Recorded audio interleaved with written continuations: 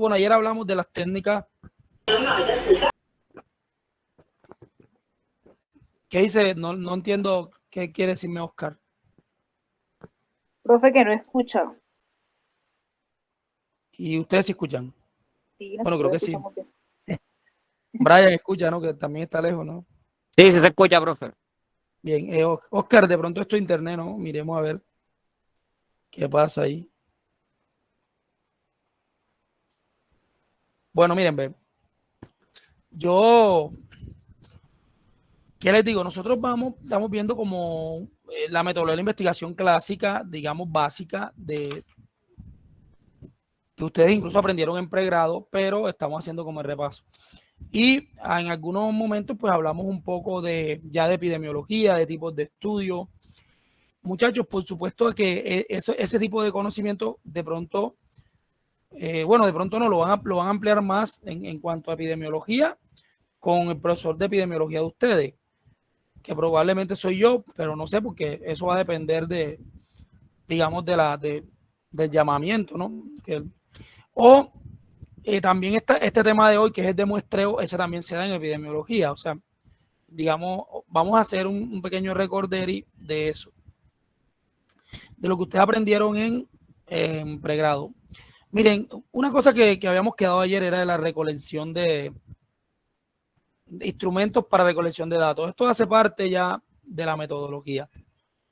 Y miren que ustedes van a tener diferentes fuentes para obtener datos. Hoy en día existen incluso bases de datos.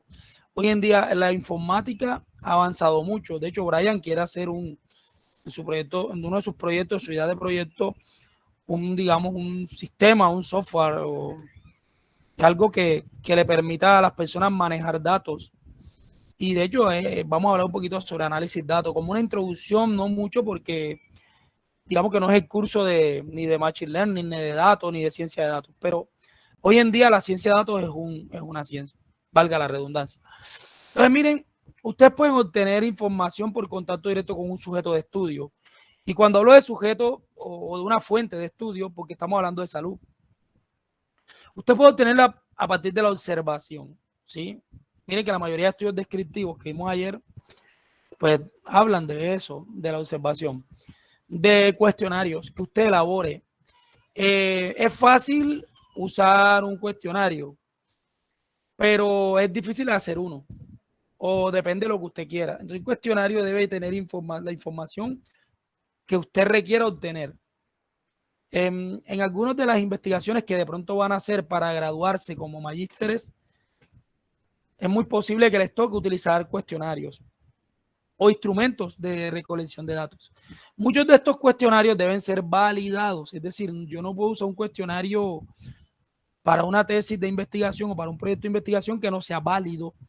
Y la validación se hace con estadística. Bueno, el profesor Julián creo que es el profesor de estadística y bueno, él les va a dar todas las herramientas de estadística que se pueden usar. Uno de los test para validar un cuestionario es el alfa de Cronbach, por supuesto, y las KD cogen de concordancia para comparar la información de un cuestionario con un cuestionario referente. O simplemente usted puede validar un cuestionario, por decir, si Brian quiere evaluar un test de satisfacción del software que él hizo en sus clientes, diseña el cuestionario y él se lo aplica a un grupo de personas. Y esas personas le responden las preguntas que él haya dispuesto ahí en ese test. Pero eso no significa que ese test sea válido. Para que ese test sea válido, tiene que él o compararlo con un referente o que lo aplique en varios contextos. Personas que hayan usado el software, personas que hayan usado el software pero que hayan utilizado otros, o que lo aplique otra persona diferente a Brian para que no haya sesgo. Y luego se hace un estadístico para evaluar la concordancia de respuesta y ahí se utilizan el análisis de concordancia o se utiliza el alfa de Cronbach para evaluar consistencia interna de un cuestionario. Un constructo es un grupo de preguntas. Usted en ese constructo usted tiene que evaluarlo. Otra manera de obtener información haciendo entrevistas, consultas, atención farmacéutica, por ejemplo, podría ser una manera de hacerlo. Hay otras fuentes que son secundarias. Dentro de la fuente secundaria tenemos la información obtenida desde documentos, por ejemplo, historias clínicas, expedientes académicos, bases de datos hoy en día, que hoy en día hay mucho. Por ejemplo, usted quiere entrar a la FDA, mirar cuáles medicamentos biológicos han sido aprobados este año, porque usted tiene un interés en medicamentos biológicos, usted tiene la FDA y tiene la data esa. Y usted puede hacer un estudio económico con esa data, un estudio estadístico, lo que usted quiera. Hay también datos epidemiológicos que usted los puede encontrar en instituciones gubernamentales, por ejemplo, el DADIS o el Departamento de Salud, digamos, distrital, de donde ustedes trabajen. De pronto Camila allá en Bogotá hay un departamento y ya tiene estadística de allá, o Brian en Cali, o Oscar en Los Llanos, no sé. O sea, ahí cada quien tendrá pues información. Y también haciendo censos. De cualquiera de estas fuentes secundarias, usted puede tener información. Esto como que es lo clásico, ¿sí? Porque hoy en día usted tiene muchas bases de datos a las que usted puede recurrir y digamos, obtener esa información. O información que usted quiera cruzar. Incluso ya hay bases de datos que ya tienen, yo no sé cómo se llama eso en informática, Brian, pero sería que tienen que anclado o adjuntado algunos software o algunos lenguajes de programación como el R, y ya usted puede incluso hacer análisis estadístico con la información que está en las bases de datos y lo que usted pretende. Ahora les muestro un ejemplo de cómo pueden hacerlo. Entonces, fíjense que para recolectar datos hay métodos, técnicas, instrumentos. Esto es importante para la metodología de estudio. Esto debe estar bien descrito en una metodología de estudio, que la persona que lea el proyecto entienda qué va a usar y cómo va a recolectar y qué técnica va a utilizar y qué instrumentos va a utilizar. Nosotros en química farmacéutica, por ejemplo, en analítica, no lo llamamos el método analítico. Utiliza HPLC, acá pues en general hay diferentes métodos para poder obtener información. ¿Hasta ahí tienen alguna pregunta? Profe. Muy bien. ¿Quién se conectó nuevo? ¿Siguen los mismos o llegó alguien más? Porque yo no puedo ver acá. Oscar, Oscar, ¿ya escuchas?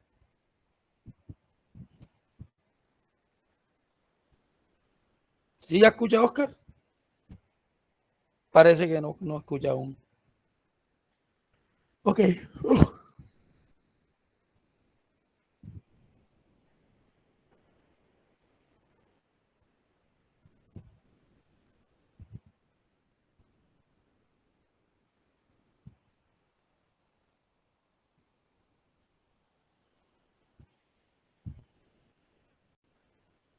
Bueno, entonces siguiendo con el tema, vamos a hablar un poquito de muestreo. El muestreo. Miren, muchachos, el muestreo es importante para cualquier actividad de investigación que usted requiera. Y hay un conjunto de operaciones que se hacen para estudiar esas características, o estudiar variables, o estudiar cualquier dimensión que usted quiera estudiar de una población o universo, a partir de un subconjunto de ella. Ese subconjunto se le llama muestra. Es decir, el conjunto de actividades para obtener ese subconjunto se le llama muestreo. Y usted siempre tiene que tener una relación significativa, positiva, entre el universo que usted está estudiando y la muestra. Por eso es que cuando usted hace una investigación, usted dice, mi universo de estudio, que puede ser finito o infinito, hipotéticamente es este. Por ejemplo, usted quiere estudiar VIH en Colombia, su universo de estudio es Colombia. Eso no quiere decir que usted va a poder estudiar a todos los pacientes con VIH, porque seguramente es muy engorroso, gasta mucho dinero, no va a poder hacerlo. Pero sí tiene que ir con una población muy representativa de esos pacientes en Colombia. Y para eso usted hace muestreo. Y el muestreo es esa N, eso que está ahí dentro de ese universo. O sea, yo no puedo tener esa N acá afuera. ¿Me explico? Porque si no, no va a ser representativo del universo en que yo quiero estudiar. ¿Ok? Ok, muchachos. Ven. El muestreo tiene ventajas y tiene desventajas. Hay poblaciones que no requieren ni siquiera muestreo. Y digamos que son porque son muy pequeñas, y así pequeñas como son, pues son representativas.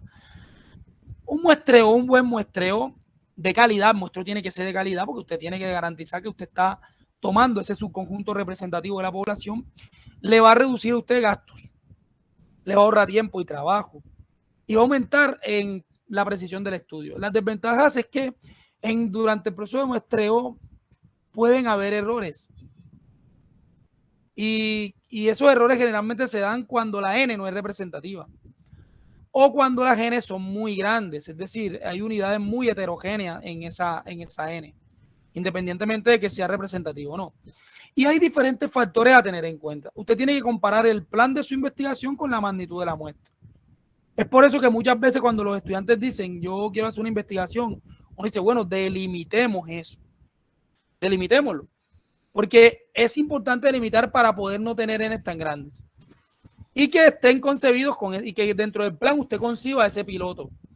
Aspectos financieros son bien importantes también, porque de la viabilidad de su estudio, y por eso uno de los ítems del desarrollo de ideas es la viabilidad, va a depender así el tamaño de su muestra, de lo que usted tenga, del recurso que usted tenga. Usted tiene que seleccionar la muestra en relación a los objetivos que usted está planteando. Y usted tiene que tener disponibilidad de recursos humanos y equipo, bien Jairo, para hacer ese muestreo.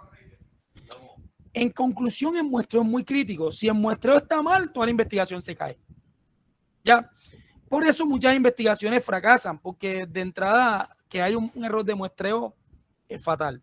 Por eso en un proyecto usted tiene que mostrar claramente esas relaciones y esas muestras que usted va a tomar para que eso concuerde con la investigación, con su presupuesto y con todo lo que usted está planteando en la magnitud del problema y en el marco teórico de su investigación. En general, en investigación, miren, en general hay dos tipos de muestreo. Hay un muestreo que es probabilístico y un muestreo que es no probabilístico. Yo pudiera colocar aquí arriba, yo creo que aquí hay un lapicito ya, ¿no? Le he puesto lápiz a esto, ¿no? Es como una pluma, yo creo que sí puedo, sí. Ok, me le doy. Yo pudiera decir que en general hay dos tipos de muestreo. En general hay dos. Qué pena la flechita, pero hay dos. Uno es voy a poner una P aquí, una P que se ve mal, porque no tengo como tanta precisión. Y un N, una N ahí como más puesta también, un NP. Es decir, un probabilístico y un no probabilístico. ¿De acuerdo? Para efectos de investigación, vamos a quedarnos en el probabilístico. Estos tipos de muestreo, estos subtipos de muestreo, usted puede revisarlo en un libro de epidemiología para el caso de profesionales de la salud, o un libro de matemática y de estadística para los que son más matemáticos. Hay el muestreo probabilístico, este P se clasifica en estos que están acá. Uno, aleatorio simple. Otro, muestreo sistemático. Otro, muestreo por conglomerado. Otro, muestreo estratificado. Otro, un muestreo de calidad intencionada. ¿Verdad?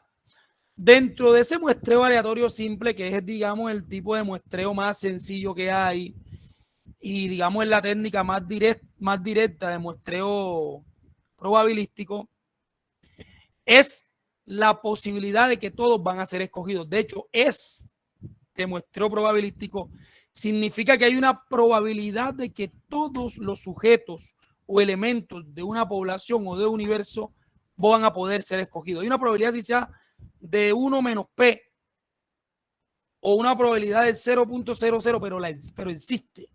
Y eso se tiene que garantizar dentro del patrón estadístico.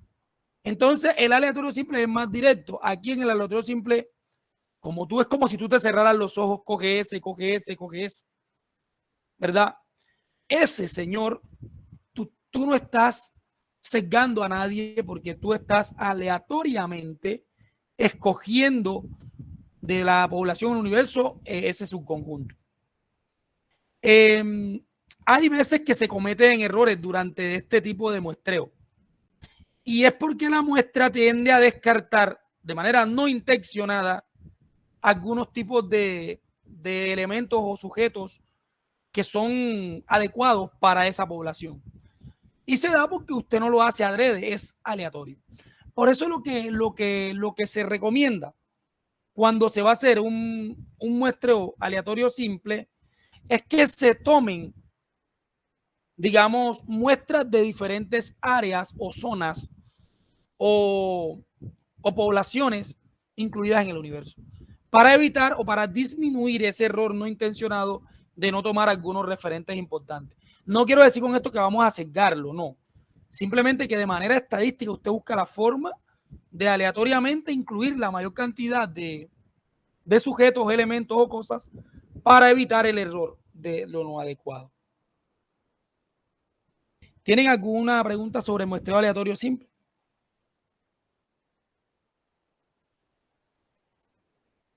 Ok. Siempre para hacer un muestreo aleatorio simple, trate en la medida de utilizar elementos de probabilidad. Con respecto a la sistemática, ya utiliza un factor de muestreo, ¿verdad? Es decir, usted va a seleccionar de toda la muestra, de todo el universo, perdón, población de estudio, usted primero va a ordenarlo. Usted va a ordenar el conjunto. Vamos a suponer que son esferas. Y hay esferas amarillas, rojas, verdes, azules. Usted coge las azules, las pongo aquí. Las rojas las pongo acá. Las verdes las pongo acá. Y así usted va generando una sistematización para tener un factor. Entonces yo digo, de la roja cojo una, del azul cojo otra, de la verde cojo otra. Usted va a buscar una característica común. Y va a hacer, digamos, va a utilizar un factor de muestreo. Y si nos vamos entonces al de conglomerados, imagínense que el ejemplo que siempre ponen en el de conglomerado es que usted quiere contar las estrellas. Pero las estrellas son infinitas. O sea, en un cielo lleno de estrellas, ¿quién las puede contar? Entonces la gente que coge y dice, bueno, yo voy a coger un conglomerado del lado del oeste, otro del lado del este, hacia el sur, y va haciendo circulitos sobre ese cielo, y ahí de este voy a coger tantas, de este voy a coger tantas, ¿sí? Pero no obedecen a un factor, sino a zonas, a divisiones del ¿cómo es que se llama? Del universo que usted está estudiando. Es diferente al sistemático, porque en el sistemático usted busca un factor. En el conglomerado no necesariamente. Usted divide el universo. Aquí podemos hacer un paréntesis. Usted puede decir, bueno, esto se relaciona mucho con la democracia. Mucha gente dice, bueno, en los Estados Unidos pareciera que no hay democracia porque en Estados Unidos nunca gana el presidente que más votos saca, sino que los colegios electorales deciden. Y eso se dio por este tipo de situaciones estadísticas de conglomerado. Si ustedes miran en mapa, los Estados Unidos hay, ¿qué? 51 estados, incluyendo Alaska. Bueno, si metemos Puerto Rico, entonces hay 51. El estado más grande siempre va a tener más gente, pero los estados en Estados Unidos tienen, algunos son muy demócratas, otros son muy republicanos. Si no se hiciera eso de los colegios electorales, siempre estaría ganando la visión de unos estados que son mucho más grandes. Por ejemplo, el estado de Utah es mucho más grande que el estado de Pensilvania, por ejemplo. Entonces, si los de Pensilvania todos son católicos y muy conservadores, y los de Utah son un poco más locos, entonces casi siempre van a ganar los más locos porque hay más gente. Entonces, los colegios electorales lo que generan son conglomerados y tratan de ajustar la matemática del votante a una muestra concreta. Por eso es una democracia muy, digamos, muy envidiada por otros países, aunque hay mucha gente que la critica. Pero lo que hacen es conglomerados. Ya, para poder hacer digamos, una elección que pueda favorecer a todos durante todos los momentos. O sea, no quiere decir que siempre van a ganar entonces los otros, sino que haciendo conglomerados es más fácil que las elecciones sean, digamos, más justas. No sé si me hago entender. Para que entiendan que el conglomerado no es lo mismo que el factor de muestreo. Voy a ponerles un ejemplo. No sé si tienen para anotar. Hemos dado muestreo aleatorio simple, sistemático y por conglomerado. Voy a quitar esto para verlos porque no los veo. Ok.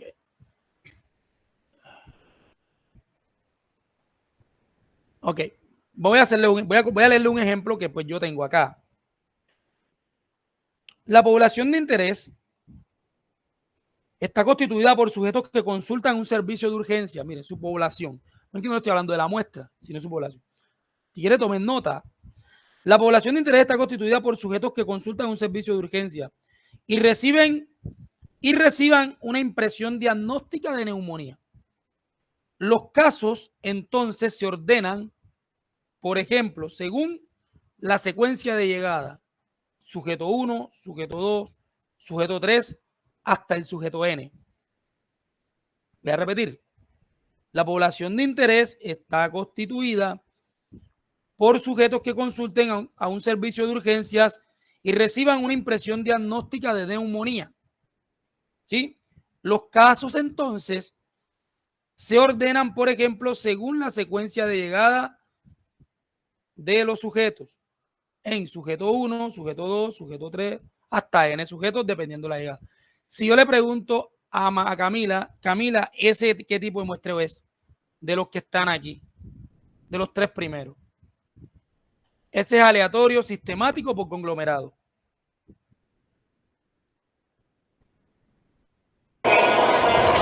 Aleatorio no. ¿Quién respondió? Laura. Sí. No es aleatorio. Sistemático, profe, ¿no? Es sistemático. Sí, correcto. ¿Por qué es sistemático, Camila? ¿Por qué crees que es sistemático? Profe, porque utiliza, usted me dijo que objetos 1, 2 y 3, ¿no? Utiliza como una secuencia, ¿no? Utiliza un factor de muestreo que es la hora de llegada. Okay. La hora de llegada es el factor de muestreo. Ya. Ahora, si yo sigo con el ejemplo de la población fuente de sujetos con neumonía y el investigador necesita seleccionar a 10 sujetos de una población fuente de sujetos con neumonía de 120 pacientes, ¿sí? Bueno, es que este está más, es mejor dárselos para que lo vean. Tendría que proyectárselo porque es un poco más largo y de pronto no me van a comprender acá. Pero imagínense que cuando ya ustedes tienen un universo demasiado grande y ese universo es tan grande, pero tan grande, que usted ni siquiera por un factor de muestreo puede sacar una muestra, usted le toca hacer conglomerado. Por ejemplo, cuando el profe Olivero iba a sacar mercurio de la Ciénega de la Virgen, él pedía a los muchachos que sacaran muestras del fondo, de arriba, del lado de allá, del lado de acá, porque ese es o sea, había que hacer conglomerados o zonas de donde iba a muestrear para poder tener una data lo suficientemente significativa o un subconjunto representativo de ese universo. Miren que lo que quiero que me entiendan es que es diferente al sistemático. Porque en el sistemático usted no se mata haciendo fronteras. ¿Sí? Usted aquí simplemente determina un factor por el cual usted quiere muestrear. Este es un poco más sesgado, pero es más ordenado. Este es un poco más complejo y es más ciego, porque generalmente se hace para universos grandes. Y luego vienen, miren, las estratificadas. Aquí usted hace una fragmentación del universo en estratos homogéneos, afines. Es como este, pero en este caso busca afinidades. Y aquí usted tiene un universo particular y las muestras podrían ser los que tienen una religión, los que tienen el mismo sexo, los que tienen el mismo nivel socioeconómico. Entonces usted estratifica. Usted genera un estrato. A eso se refiere el estratificado para poder tomar una muestra, ¿verdad? Y aquí lo que después usted hace es que incluso hasta el final de su investigación usted tiene la estratificación. Usted dice, los de la religión tal se comportaban así, los del sexo tal ¿sí me hago entender? En usted va organizando esas muestras por conjuntos con esos estratos homogéneos y que además son afines. Es diferente al factor de muestreo, porque el factor de muestreo es un elemento que a pesar de ser común, no necesariamente es homogéneo entre todos los del universo de la población, mientras que aquí sí va a ser homogéneo. Es decir, aquí yo voy a colocar un subconjunto de la misma religión, aquí un subconjunto del mismo sexo, y así. Y por último, el intencionado, es decir, usted toma elementos pertinentes de una población N. Este es el que menos se usa en ciencia, porque este tiende a generar sesgo, pero Cuando ya usted tiene un problema que usted quiere solucionar, ya en la práctica clínica, se vuelve mejor.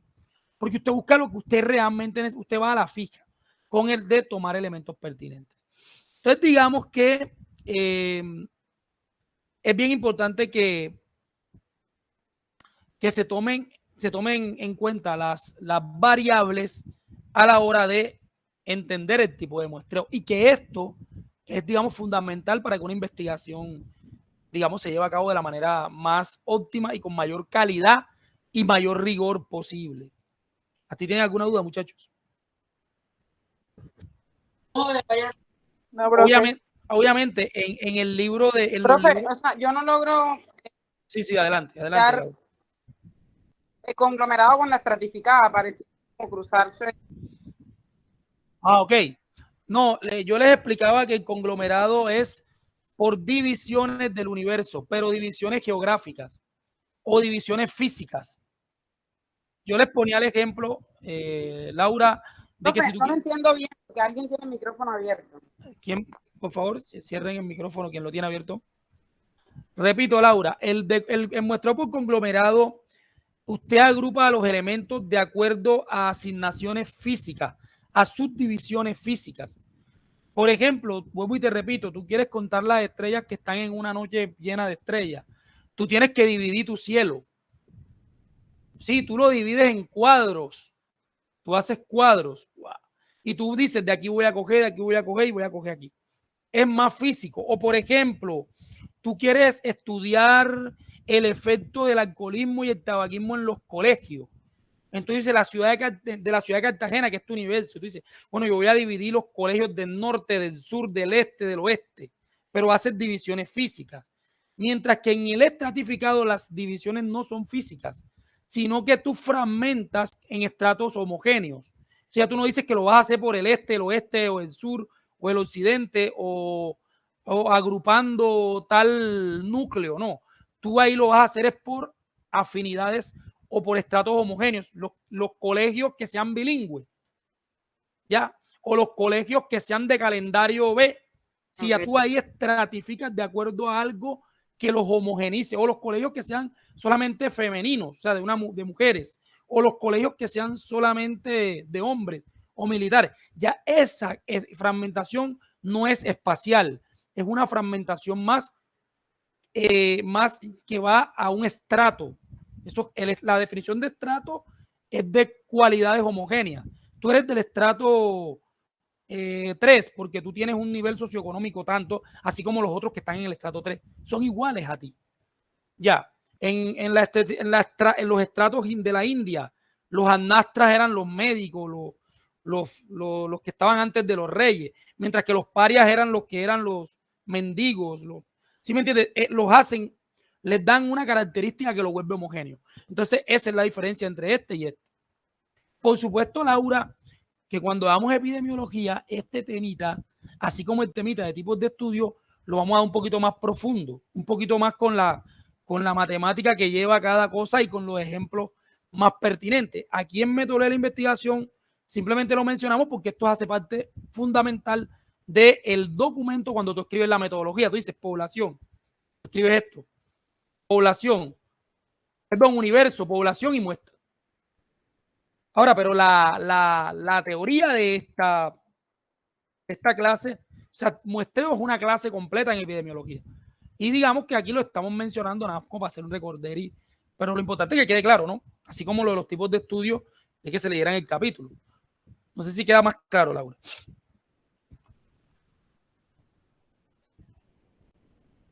¿Sí? ¿Queda más claro? No le... ¿Sí? Sí, profe, estaba hablando con el micrófono apagado. Sí, okay. Ya. Listo. ¿Quién me habló? Yo entiendo que la estratificación es como una segmentación de datos. Muy bien, pero homogéneas. O sea, con características homogéneas. Ese es el estrato. Por ejemplo, Brian, ¿tú de qué estrato eres? ¿1, 2 o 3? Aquí en Cali creo que soy 3. ¿Y aquí en Cartagena eras qué? 1. Bueno, está bien, Brian. Nosotros somos 1 acá. Está bien. Muy bien, muy bien. Este tiende a confundirse realmente más con este. Porque este también asigna un factor de, digamos que también asigna un factor de muestreo, pero el factor es uno solo.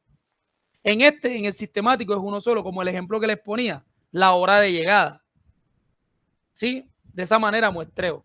Voy a muestrear a los que llegaron a la 1, ya nada más ahí a los de la 1. ¿Sí me entiendes? Acá no, acá tú tienes más opciones o más factores de muestreo que se vuelven estratos homogéneos. ¿Verdad? Bien. Sí, sí. Muchachos, una cosa bien importante para ustedes que están en la maestría en farmacia asistencial, que es una maestría, digamos que es una de las maestrías que más consolida su perfil en el área de la salud, es el tema de las variables. El tema de las variables. Lo mismo en epidemiología, nosotros vamos a este tema. No se los doy ahora se los menciono muy rápidamente, pero en epidemiología, que yo creo que yo soy el mismo profesor de epidemiología, yo les voy a hablar de las variables, de los tipos de variables cuantitativas, cualitativas. Eso es una clase. Pero aquí les digo que es importante porque hay un apartado en la escritura de proyectos del área clínica. Usted le pregunta a un epidemiólogo, ahora que tenemos varios colegas, Brian, tú que tienes a Joyner por allá, tú le preguntas a él si él puede concebir un proyecto sin operacionalizar variables. Entonces, para poder operacionalizar variables, usted tiene que conocer las variables. Y las variables pueden ser cuali o cuantitativas. Por ejemplo, las variables sexo, femenino y masculino. Eso es cuali. Eso no tiene número, sino una cualidad, ¿cierto? Entonces cada variable tiene una definición conceptual, es decir, es una variable cualitativa, cuantitativa, es nominal, es ordinal, es escalar, es de razón. Y usted tiene que también tener una definición operacional. ¿Por qué usted toma esa variable? ¿Y cuál es el indicador para tomar esa variable? Voy a poner un ejemplo para que esto se entienda un poquito mejor. Voy a ver si en internet encuentro algo ya operacionalizado.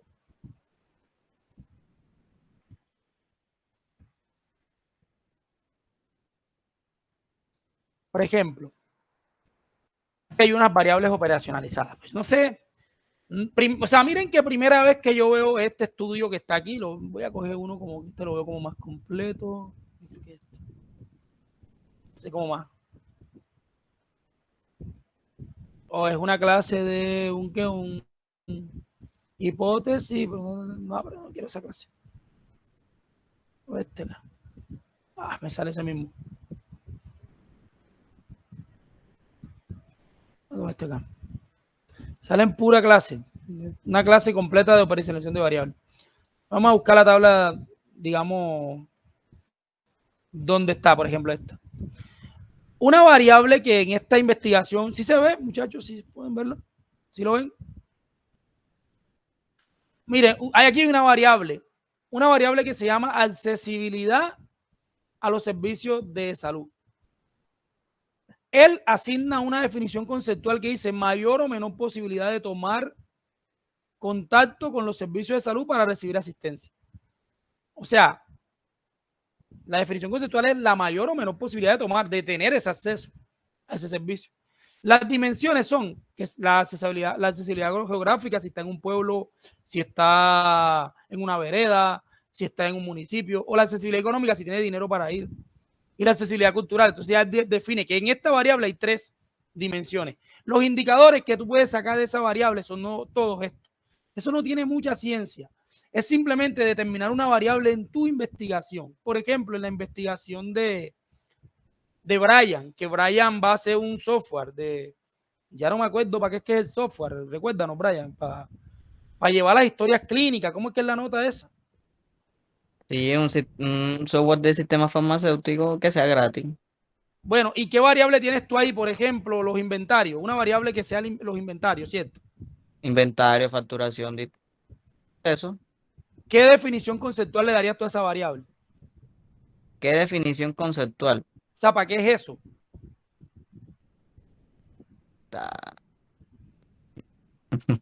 Bueno, procura mirar porque para el proyecto tienes que hacer una definición conceptual y una definición operacional. O sea, básicamente, muchachos, lo que ustedes hacen, no se preocupen, lo que ustedes hacen Cuando ustedes operacionalizan una variable, es mostrarle a las personas que ustedes le van a vender el proyecto, hey, esa variable, ¿por qué? Por ejemplo, en el caso de Brian, inventario, una definición conceptual es, el inventario es el listado de productos. ¿Sí? ¿Sí?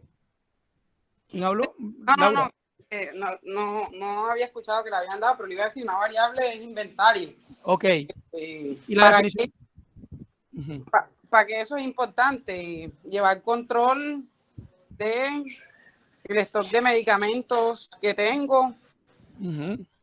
De costo, por ejemplo. De costos, exacto. De lo que tienes en el sistema y lo que tienes físico. Sí, mira cómo vas definiendo, ¿verdad? Incluso de las ausencias o de lo que te haga falta. O sea, para todo eso te sirve el inventario. Entonces, mira que ahí tú estás ya definiendo el inventario, Brian. Y luego la operacional, entonces viene a ser, es cómo opera esa variable en todo el sistema de lo que tú estás estudiando o en todo el proyecto que tú estás generando. Sí, esta es la variable que me va a permitir a mí mejorar en cuanto a digamos, la disponibilidad de productos farmacéuticos en el hospital.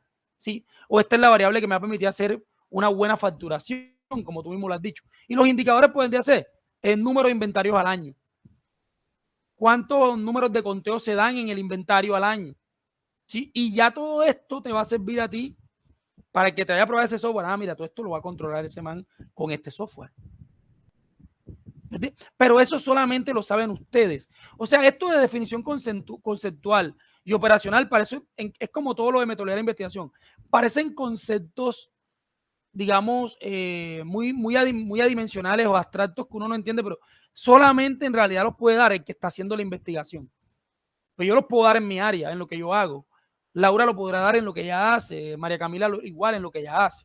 En el tema de resistencia, María Camila dará su variable, antibióticos más resistentes en tales infecciones, y ahí comienza a dar su definición conceptual y su definición operacional. No sé si ahí vamos bien.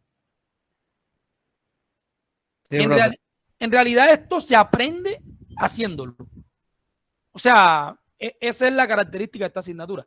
Por eso, aprovecho y les recuerdo, el lunes y el martes, la idea es que nos veamos presencialmente. Yo sé que Oscar y María Camila no van a poder, con ellos pues tenemos que hacer la sesión, pero los que están aquí, la idea es que hagamos una evaluación de al menos el proyecto hasta donde lo lleven y que cada uno de ustedes, o sea, que ustedes se alternen los proyectos. Por ejemplo, el proyecto de Carlos lo coge Brian, el de Brian lo coge Laura, el de Laura lo coge Tulia, el de Tulia lo coge Stephanie y así. Y ustedes mismos comiencen a revisar, digamos, las dificultades. La idea es que ustedes mismos puedan, y esto no tiene ningún, digamos, ni ningún tabú, nada. Ustedes pueden decirle, hey, Tulia, eso está muy malo, tú qué hiciste eso, ¿por qué no hiciste mejor esto? O sea, la idea es que ustedes mismos hagan eso y digamos que esa va a ser la nota de metodología de investigación. O sea, la entrega de su documento, la evaluación que ustedes hagan y la última que yo hago. Listo, eso sería así. Si ustedes creen que está muy encima, díganmelo y lo podemos correr un poquito más. Nada más eso para que no sea tan así. Yo quise darles como desde hoy, viernes, sábado, domingo, lunes y martes. Podría ser hasta el martes y miércoles, ustedes ya me van diciendo. ¿Están de acuerdo? Está muy encima. Bueno, propónganme una fecha.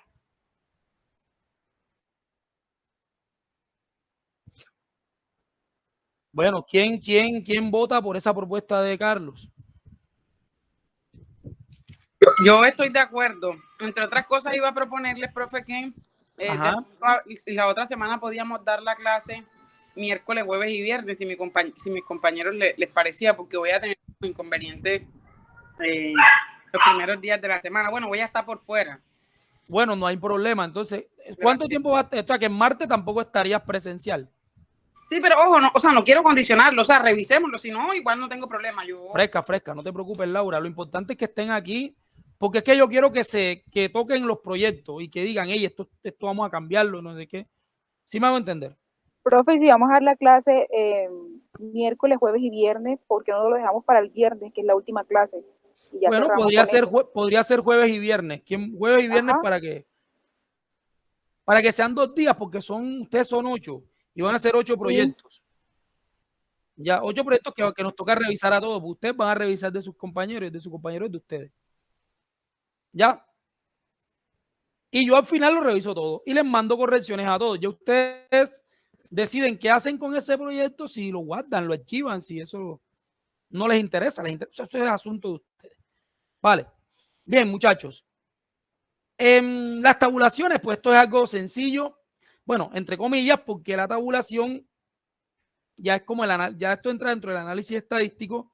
Usted tiene que hacer procesamiento electrónico, Excel, SPSS, StatGraphic, EpiInfo. Hoy en día, este programa, bueno, esto no se puede llamar un programa, sino bueno, yo en realidad creo que R es como el traductor de los lenguajes de programación, como un lenguaje de programación intermedio, como que traduce al Python o como que traduce al C++ o al Fortran y todos estos programas. De esto sí sería muy bueno que cuando vean estadísticas, yo creo que usted, bueno, el profesor Julián utiliza un programa muy bueno que creo que es el StatGraphic o el Minitab, que es excelente también. Pero cuando uno va, hoy en día, si uno quiere, digamos, hacer una estadística, digamos, muy amplia, muy libre, pues ya deben ir aprendiendo el tema de lenguajes de programación, de ir creando sus scripts en R y todas. Yo tengo un par de scripts para hacer, por ejemplo, medianas, modas, de la estadística muy básica y también incluso para hacer estadística más inferencial. Recuerden que la estadística puede ser descriptiva, igual, o sea, o puede ser inferencial. También tengo análisis de componentes principales, análisis multivariado de datos, aquí en este programa. Es muy importante que en una clase de nivel de posgrado un estudiante tenga esto. Si no lo pueden ver aquí en el posgrado, hay bastantes cursos libres de R. Por ahí les voy a mandar al grupo un par de ellos. Siempre es bueno entender este software estadístico. No sé si de pronto Brian, que le gustan mucho los computadores, ya lo maneja o alguno de ustedes, pero es muy bueno que ya vayan manejándolo. Profe, sí, dime, Brian. El C++, profe. No el R. No, el R no sé cuál es. El que se usa para desarrollar un lenguaje de programación. Sí, es que de hecho es lo que les estoy diciendo. Hoy en día, usted, o de pronto conmigo, en alguna clase hacemos si ustedes quieren, un día de un curso rápido de R, relámpago, como que de lo básico de la estadística o de la parte epidemiológica, para no meterme con el curso del profe Julián, y ya ustedes como que conozcan, al menos que lo conozcan, que al menos lo instalen en su computadora, porque como les digo, funciona como lenguaje de programación y es como muy raro con un estudiante de maestría no maneje este tipo de cosas. ¿Ya? Sí, profe, claro que sí. Entonces ahí apartamos un día ya cuando hayamos terminado los proyectos. Vale. Muy bien. El EpiInfo, pues este es otro. Aquí simplemente les voy a mostrar las fotos de los software. Aquí el GrabPad Prisma, que es un programa más bien de gráfica. Yo creo que con Laura lo llegué a usar en su tesis. Es cierto, Laura, no me acuerdo. Con Brian, no sé, alguno. Bueno, sí. Con la tesis de Carlos y de Nora, sí, claro. Este es un programa de gráfica. Bueno, todos estos programas. Bueno, este es un graficador, pero que hace estadística también. Entonces, son software que deben ir ya entrándole. El SPSS, este es un software que usa. Ustedes se leen un artículo, cualquiera del área de la salud, y van a encontrar SPSS o en Minitab. Ya estos son como clases que van a dar con el profesor Julián. El StatGraphic es otro software de estadística. Ahí está como más o menos cómo se ve en esto. Pero les digo que el de más tecnología, o sea, el de última generación es el de lenguaje de programación, que es el R. Hay también, digamos, en la calculadora, ustedes pueden bajarse aplicaciones en los celulares. Vuelvo y muestro el R que tiene, digamos, es gratuito. Puede hacer lo que usted quiera. Mire, usted puede hacer análisis cluster, análisis de PCA, ¿sí? Análisis multivariado. Aquí está el PCA de un proyecto. O sea, es muy sencillo tener gráficas de este tipo para una investigación, para una tendencia, para un programa, ¿sí? Para cualquier actividad en la que usted esté inmerso de su quehacer profesional. Y siempre hay que escribir en los proyectos los resultados que usted espera. Es decir, al que le va a financiar un proyecto de investigación, usted le va a pedir, hey, ¿qué resultados esperado usted tiene? Si usted va a generar nuevo conocimiento, si va a generar un artículo, si va a generar una patente, si va a fortalecer el conocimiento científico nacional, si va a ir a un congreso nacional o internacional a dejar en alto el nombre de su universidad o de su país. ¿Qué impactos tiene su proyecto? Si son sociales, económicos, ambientales, de productividad y de competitividad. Nosotros, o sea, yo sí creo que en la maestría de farmacia asistencial, al menos con ustedes y con el grupo que va ya más adelante, deben comenzar a salir proyectos más de índole de impacto nacional. La farmacia todavía le falta, la ciencia farmacéutica, llevamos 12 facultades, pero ahí nos falta que nos vean más y digamos que estos escenarios de maestría son los ideales para que con estos proyectos ustedes surjan y surja también digamos, este área del conocimiento que lo adolece tanto, ¿no? Estos ya son como datos de estadística, formas de presentar. Para las referencias bibliográficas, ya les dije que yo les recomiendo que ya empiecen a utilizar cualquiera de estos software, el EndNote, además porque estos son, además, software de almacenamiento de sus referencias. Yo utilizo mucho, por ejemplo, que yo me casé con Mendeley hace mucho tiempo, aunque tengo Zotero, no lo uso mucho. Es muy necesario que también le dediquemos algún tiempo para que todos en sus computadores tengan el EndNote, el Zotero o Mendeley. Todos tienen estos programas. Yo creo que Carlos me dijo que tenía Mendeley, ¿no? Y los demás manejan alguno de estos. Profe, vamos a ver el examen de ley también. Lo tiene, bueno, la idea es que lo vuelvan a... Y María Camila también, ¿cierto? El EndNote es el que yo he usado. Ok, no importa. Lo importante es que ya... ¿Por qué se utilizan estos referenciadores? Porque muchas veces un proyecto pasa muchas etapas. Una etapa de revisión por referee 1 y ese te cambia toda la referencia. Imagínate tú cambiando referencia sin un software. Sería una locura, ¿me entienden? Entonces miren que son software inteligentes para referenciar. Entonces, ya veo que todos, Laura, no sé, o Oscar. Siempre. Ok. De todas maneras, si ustedes quieren, también le dedicamos un tiempito a que ustedes, ya que vayan a instalar esto, estemos ahí y que puedan volver a cacharrear estas cosas. Perfecto. Esto es cuestión de cacharrearlo. Y bueno, listo. Esto es más o menos cómo son las referencias. Los cronogramas de actividades simplemente son cada etapa que usted se propone en su proyecto y cómo lo va a ir haciendo. Y el presupuesto sí es algo muy importante porque usted tiene que hacer presupuestos globales y presupuestos discriminados. Y casi siempre, si tiene una entidad financiadora como Colciencia o en MinCiencia, que se llama ahora, usted debe tener una contrapartida para que ellos le puedan dar el dinero. Y aquí siempre usted tiene que pedir por su personal, por los equipos, materiales, salidas de campo, material bibliográfico, es decir, lo que usted mayormente necesite y cómo lo va a usar, en el discriminado o el detallado. Aquí están algunas entidades financiadoras. Por ejemplo, el Banco de la República está siempre abierta. Está la convocatoria de la universidad, de interna la Universidad Cartagena va a tener convocatoria. Aprovecho y les digo a todos, si usted tiene un proyecto aprobado en convocatoria interna de la Universidad Cartagena, usted no paga el segundo semestre de la maestría, o al menos paga le quitan el 70%. Eso está dentro del reglamento de universidad. Convocatoria interna de corporación universitaria, la que usted quiera, de su clínica, donde usted trabaja. Por ejemplo, si es la Fundación Santa Fe, creo que ellos también dan. Instituto de Educación Superior, cualquiera. El Banco Internacional de Desarrollo, la OEA, Cardique, la Comunidad Económica Europea, Colciencia. Yo estoy convencido que en la nueva administración los proyectos que uno escribe o que uno debe escribir tienen que estar como muy alineados a las administraciones de la política en el momento que usted lo escriba.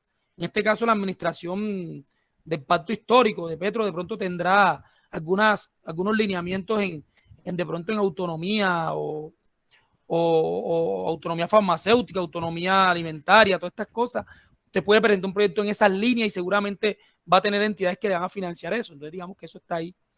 Que usted piense hacia dónde manda usted su proyecto y qué es lo que está pensando y qué quiere financiar. Hay mucha gente que se pone a escribir una vaina loca y no está como en el lugar equivocado, en el lugar justo, perdón. ¿Sí? Hay que estar en el lugar justo, no como dice la vivienda, que no esté en el lugar equivocado, ¿verdad? Es lo que como que les aconsejo cuando van a escribir un proyecto, cualquiera que sea. Y bueno, para presentar un proyecto tiene que tener formato, los formatos propuestos por las entidades correspondientes. Nosotros generalmente siempre ponemos aquí en la diapositiva, en este caso antes decíamos Conciencia, ahora es MinCiencia, porque es que a lo que habitualmente los profesores de aquí de la universidad, digamos, recurren para financiar y para tener infraestructura y gente contratada para un proyecto de investigación. ¿Sí? MinCiencia, por ejemplo, financia entidades públicas y privadas, por ejemplo. Quizás la entidad donde usted trabaja, usted no lo sabe, pero de pronto tiene algún convenio en MinCiencia. O tiene Institulab y tiene grupos de investigación que ya pueden también. Las universidades públicas y privadas, los grupos de investigación, las empresas. Aquí más o menos cómo debe ir escrito. ¿Sí? No debe ser las 15 páginas. Una letra Arial 12, espacio sencillo. Yo, por ejemplo, soy par evaluador de conciencia. Les puedo mostrar algunos de esos proyectos mañana. Mañana les voy a mostrar un ejemplo de un proyecto aprobado por MinCiencia, para que ustedes lo vean, cómo más o menos se estructuran en esa parte. Y aquí está más o menos los componentes del formato de MinCiencia: título, resumen, descripción. Esto no ha cambiado. Planteamiento del problema, pregunta de investigación, justificación, el marco teórico, metodología, el presupuesto global. Todo esto debe estar incluido. Si alguna cosa de este falla, le rechazan eso. Y listo, muchachos. Esa era toda la parte teórica. El día de mañana simplemente les voy a mostrar ejemplos de proyectos aprobados y ya quedarían ustedes listos para que se tomen el tiempo de escribir la propuesta que ustedes tengan, que bien puede ser para su maestría o no, o sea, simplemente una propuesta para la asignatura. Esa sería como la dinámica que tenemos en estas 3 semanas que me pidió el profesor Julián que los acompañara en la metodología de la investigación. Creo que esta es una asignatura combinada. Ahora viene, creo que ética, que es metodología de la investigación y ética. Entonces ahora viene el profesor de ética y la nota mía es la de esa propuesta, la de lo que ustedes me presenten el jueves de la otra semana. ¿Tienen alguna duda, muchachos?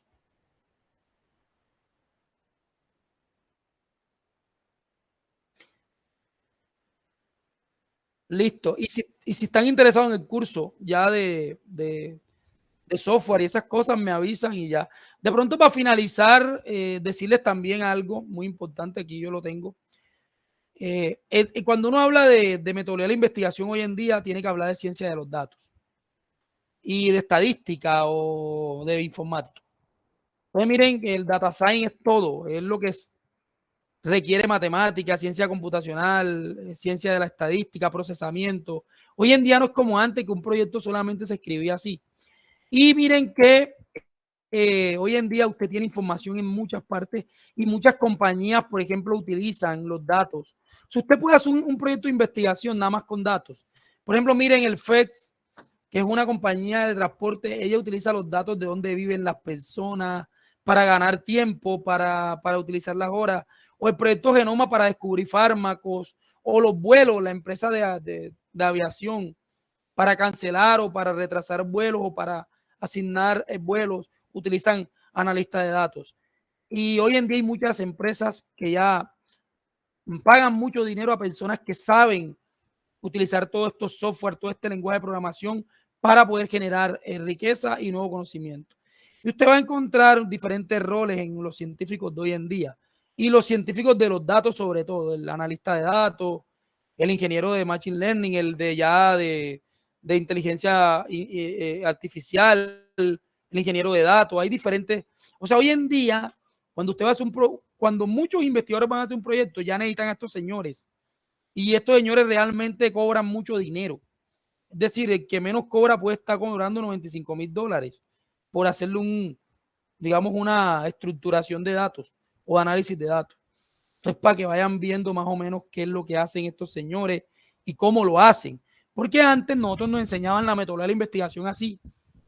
Y en realidad hoy en día ya no es así, sino que ya hay o sea, hoy en día estamos en el universo de o sea, estamos en la era de la información. Y la información cualquiera la puede tener, pero no cualquiera puede analizarla.